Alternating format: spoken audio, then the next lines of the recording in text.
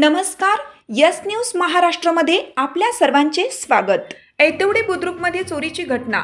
विहिरीवरील 3 HP विद्युत pump चोरट्यांनी केला लंपास. शेतकरी आर्थिकदृष्ट्या उद्ध्वस्त.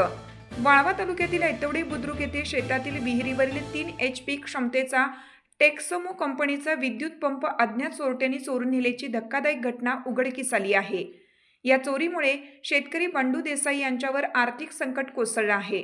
साधारण 18 ते 20 हजार रुपये किमतीचा हा पंप लंपास केल्याने देसाईंचे काबाड कष्टाने उभे केलेले शेतमाल उत्पादन धोक्यात आलं आहे. घटनेची माहिती अशी की रविवार दिनांक 7 डिसेंबर 2025 रोजी दिवसभर शेतात पाणी दिल्यानंतर देसाई यांनी मोटर बंद केली होती. सोमवार दिवसभर वीज नसल्याने ते विहिरीकडे गेले नव्हते. मात्र रात्री 8:30 ते 8:45च्या सुमारास वीज आल्यावर ते शेतात गेले असता मोटर गायब असल्याचे लक्षात आले. काही काळ ते संभ्रमात पडले व परिसरात त्यांनी चोरट्यांचा शोध घेतला, पण कोणी निदर्शनास आलं नाही. अखेर त्यांनी मंगळवारी सकाळी कुरडप पोलीस ठाण्यात तक्रार दाखल केली. सहाय्यक पोलीस निरीक्षक विक्रम पाटील यांच्या मार्गदर्शनाखाली पोलिसांनी घटनास्थळी भेट देत पंचनामा केला असून पुढील तपास सुरू आहे. या चोरीमुळे देसाई आर्थिक अडचणीत सापडले आहेत. ऊसाचे बिल अजून मिळाले नाही, नवीन मोटर घेण्यासाठी पैसे नाहीत, कर्ज काढूनच मोटर बसवावी लागणार, अशा शब्दात बोलताना देसाईंच्या डोळ्यात अश्रू दाटून आले. चोरट्यांना लवकरात लवकर पकडण्याची मागणी त्यांनी पोलिसांकडे केली आहे.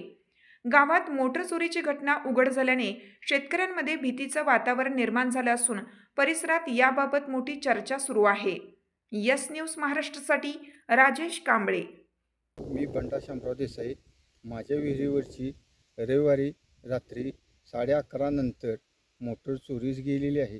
तरी मी रविवारी सकाळी 9 ते 5पर्यंत पाणी पाजत होतो. रात्रीही 8:40चा लाईट आल्यानंतर मी मोटर चालू केली होती. रात्री ते 11 वाजेपर्यंत माझी मोटर होती. तिथून पुढं मी मोटर चालू करण्यासाठी दुसरी दिवशी संध्याकाळी 8:30 वाजता आलो होतो. त्या वक्ताला मला समजले की आमच्या विहिरीवरची मोटर चोरीला गेलेली आहे. तरी मोटर टेक्समो कंपनीची आहे. मोटरीची घेतलेलीची साल 1998ची आहे. 18 ते 20 हजार रुपयाच्या त्या तवाच्या कालखंडाप्रमाणे होत होती. तरी आम्ही चांगल्या कंपनीची मोटर आणून बसवून तिच्यावर आम्ही आजपर्यंत कंपनीचे वायरिंग आहे मोटरीस काही कधी धोका आम्हाला मोटरीने दिलेला नव्हता. परंतु रविवारी रात्री आम्हाला मोटरीने चोरून नेलेल्यामुळे धोका बसला. आम्हाला मोठं शोक बसलेला आहे.